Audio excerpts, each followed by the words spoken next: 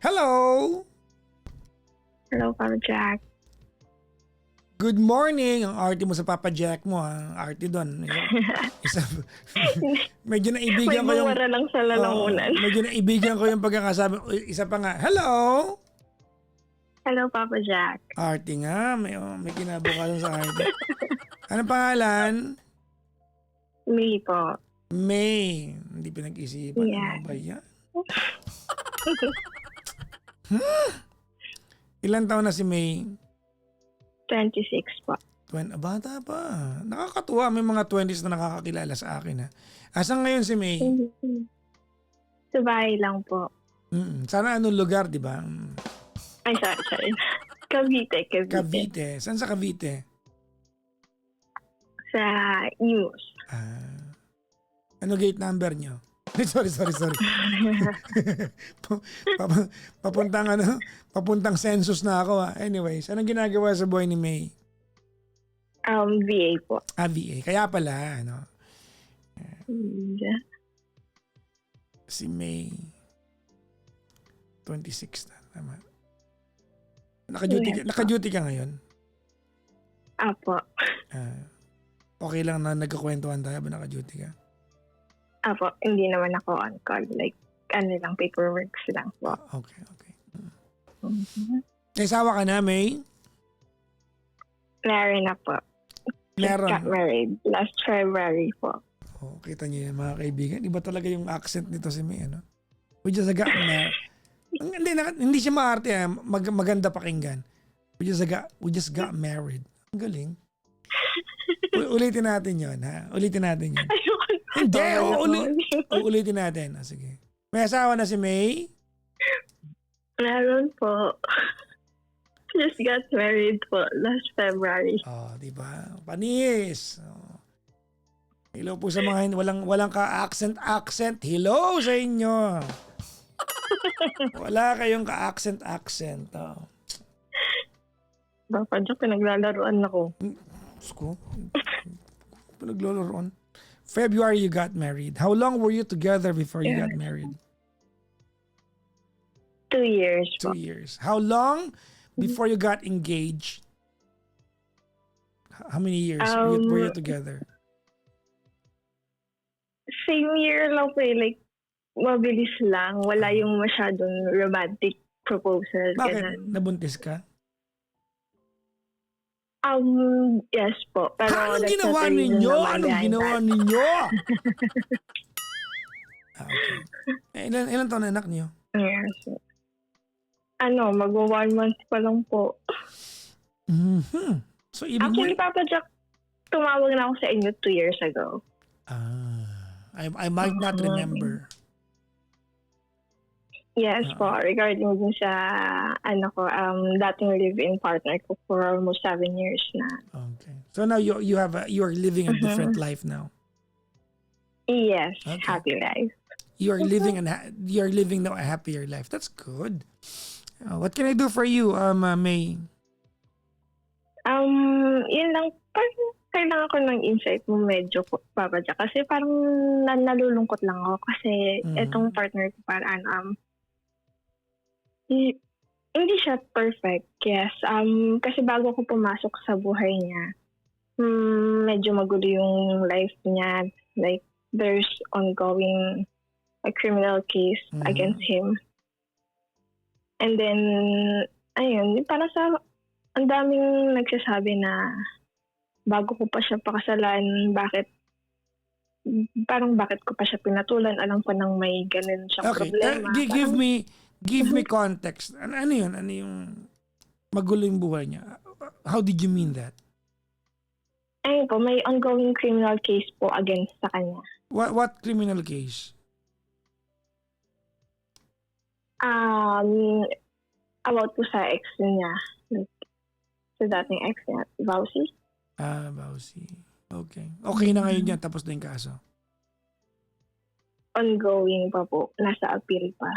Okay. Kinasuhan siya ng ex niya.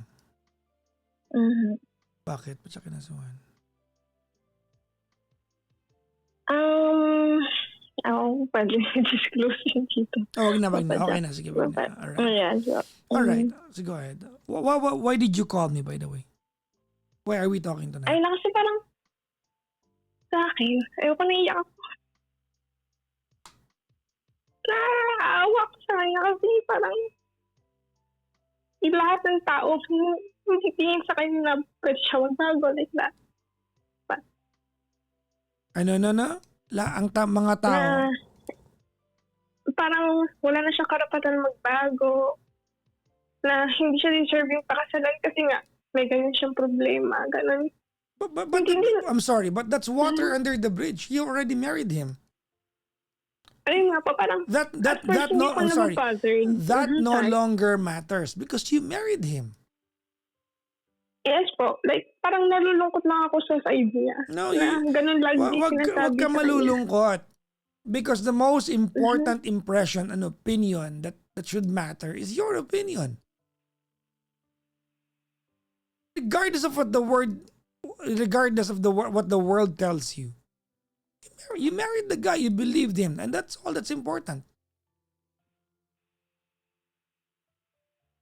It's good that you feel what you're feeling now. That's an indicator that you love this guy. That you believe in the goodness of his person. That's a good thing. Pero para iyakan mo yung mga bagay that's way beyond your control. Who's telling you na dapat di mo siya pinakasalan? Family side ko po. Pero hindi yung mother ko. Yun yung nakakaano eh. Hindi yung mother niya, hindi yung mother ko. Pero yung mga... Sino? Mga pinsan? Yeah, pinsan, tita. Okay, now I have a question ganun. for you. Why are you having this conversation with these people? Kasi dapat kung talagang if it makes you sad that these people, di ba, they've got this impression towards him na medyo negative. Nag-uumpisa pa lang sila magsalta ng negative, binabara mo na dapat. Why are you Yes having this po. conversation? Because you shouldn't be in the same atmosphere as these people bad-mouthing your husband. Mhm. Kasi Papa Jack, yung isa dun is malapit sa kanya. Like, It yun yung doesn't- tumayong mother niya. It doesn't matter. You are the wife now. Wife ka na.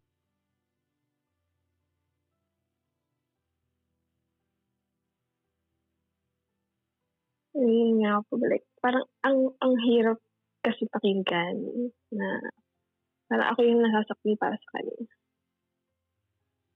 Oh, ando na tayo. Pero, di ba? Mhm. Look, ganito Your opinion should only be the opinion that's going to matter to him. The world can badmouth him. You are now his wife. You are now his home.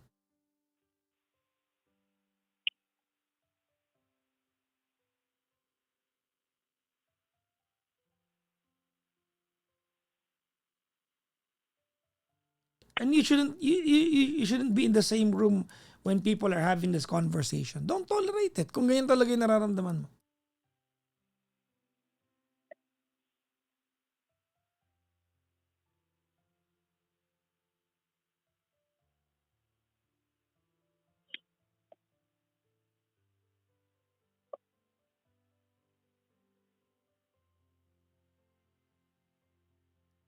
Ano ba tanong mo sa akin, May? Ayun, na parang sa mali ba ako na pinili kong makita yung good side in him. Stupid question. Of course, it's not wrong. Ano mga tanong mo? Pinapagulo mo yung sarili mo. Ha? Ano yung mga tanong na yan? Ayun nga po. Like, kasi parang pag paulit-ulit mo siyang naririnig, parang ako ba yung may mali or sila yung... Oh, paulit-ulit yan kasi Makikisig yung people are utak. comfortable bad-mouthing your husband in your presence. Try mo one time. Try mo, stand your ground.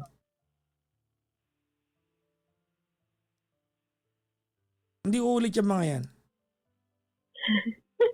Try mo. Stand your ground.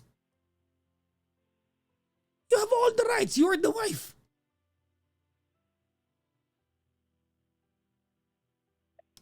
You are no one in the same.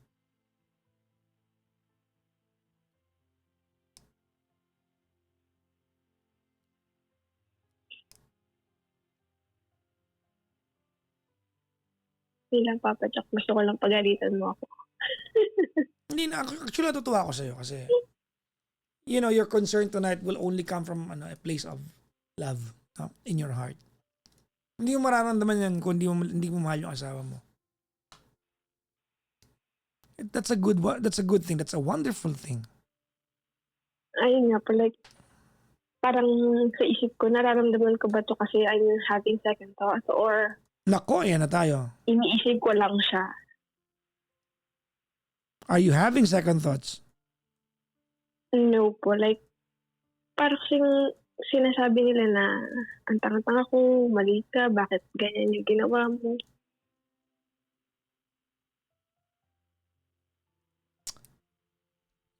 You are 26 years old. You're a grown-up woman. You are capable of making a decision, a mature one, diba, in that case. Diba? And people should and must respect your adult decision.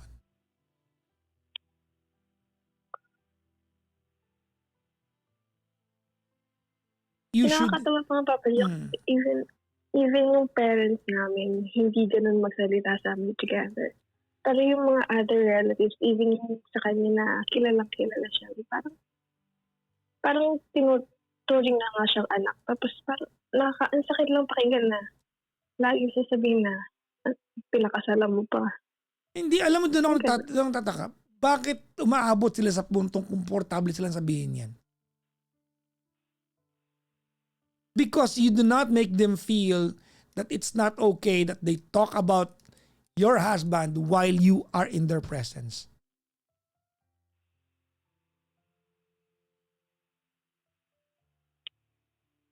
One time lang, sampulan mo yung mga Ayan.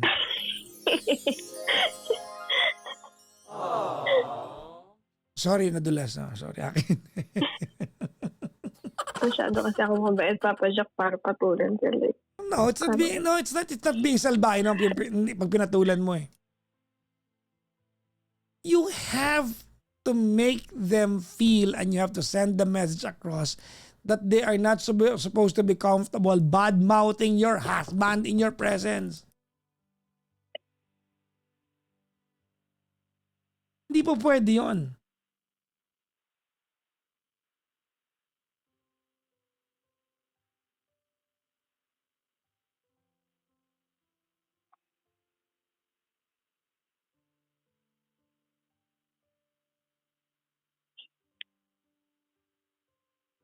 Try mo minsan.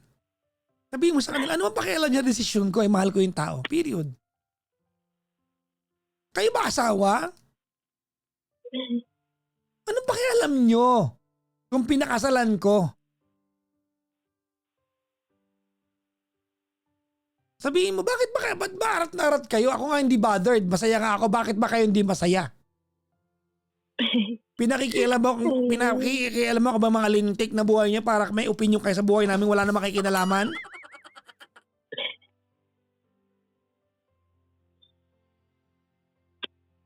Tell them. Exactly. Stand your ground.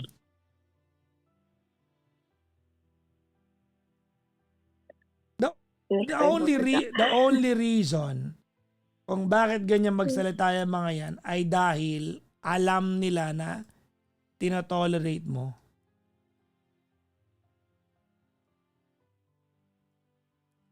Wala nang ibang dahilan. Yun lang yun. Diba? And if you cannot say what I said, if you cannot say it the way I said it, leave the room. I mean, that conversation must not happen in your presence.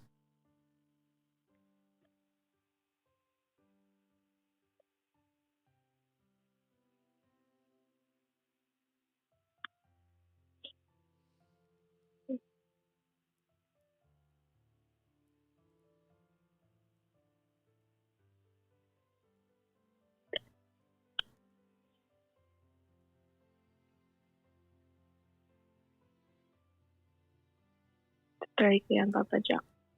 Ano no? Itatry ko yan. Pag nakarinig ulit ako. Yeah. Minsan yung mga martis na yan, patulan nyo yung mga yan para mga Sorry. Sorry. Sorry.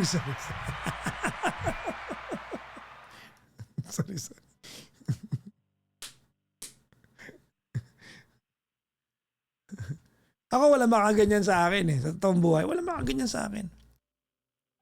Hindi mo ako kayang intrigahin kahit kilala kita ng personal. Hindi mo ako kayang intrigahin. Hindi ka lalampas. My life is not your business. Pwede yung pag-usapan niya, hindi ako nakaharap. But you cannot do that in front of me.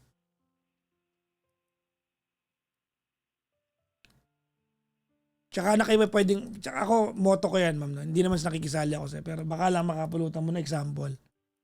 Tsaka na kayo pwedeng makisali pag may bill na kayo ng bigas na kinakain sa bahay namin.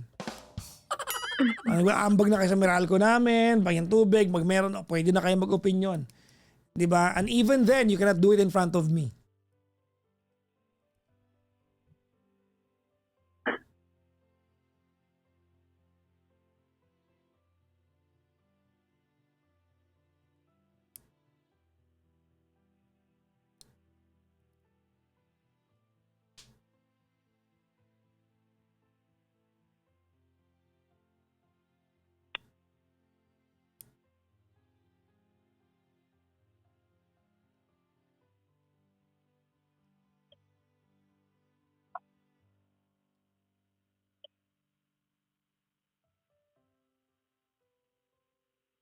Okay?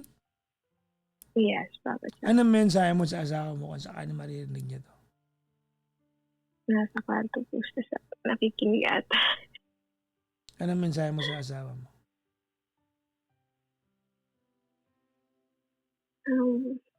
Anong tawagan niyo? Daddy and mommy po. Aww, daddy. Okay. Dad. Alam mo naman na kahit anong sabihin nila, ako pa rin yung tao na naniniwala sa'yo. Kahit anong mangyari. Proud ako sa'yo. Regardless sa mga nagawa mo sa past, wala pa naman ako doon. Lahat naman ng tao pwedeng bigyan ng second chance. Ewan ko na lang sa kanila bakit ganun yung tingin nila sa'yo. Pero regardless naman, nandito lang ako lang. Yeah, Papa Jack. Okay. Okay.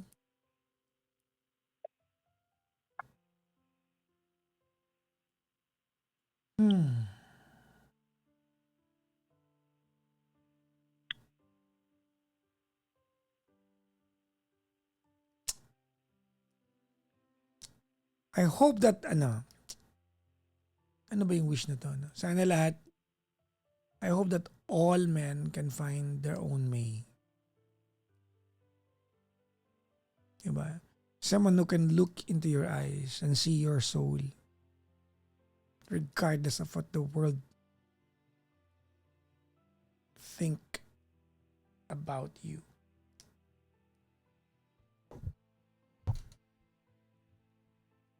You're a good wife. I hope your husband takes care of you.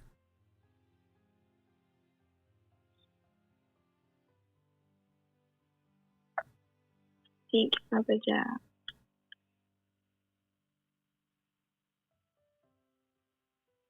Mga feeling perfect yung mga yan eh. No?